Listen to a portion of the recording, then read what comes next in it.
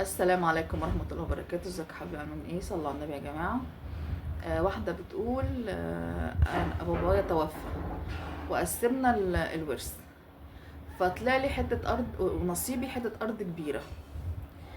فبما ان انا مش عارفة حاجة يعني كده، فاخويا قال لي هاتي اعملها اجرها. آه، اجرها جراج. فقالت له خلاص خلاص ماشي، وكل شهر بيجي يديني الفلوس وانا مفيش ايه حاجة وخلاص، والدنيا تمام ومفيش مشكلة.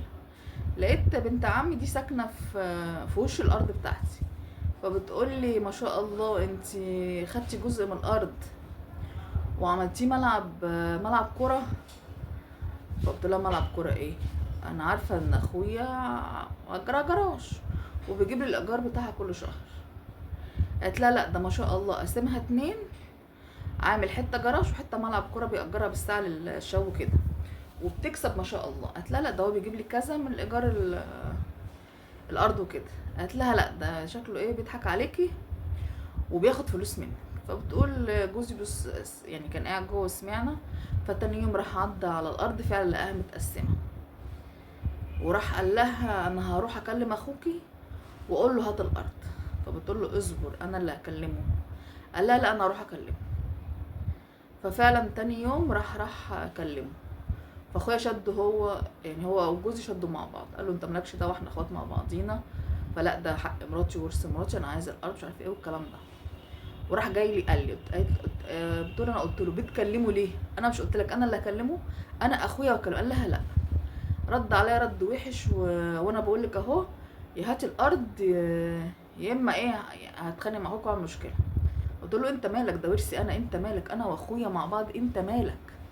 لا ما تقوليش انت مالك، هو ايه اللي انت مالك؟ ما تقوليش كده. طب انت عايز ايه؟ هات الارض.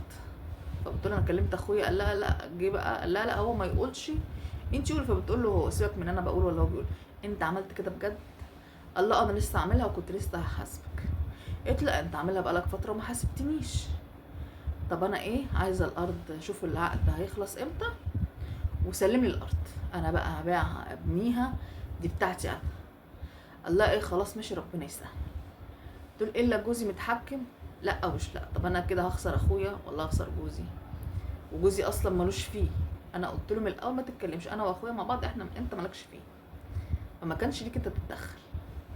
ايوه فعلا انت عندك حق، انت واخوكي مع بعض، انت ما هو ملوش فيه فعلا، يديكي يضحك عليكي ما يضحكش عليكي هو ملوش دعوه.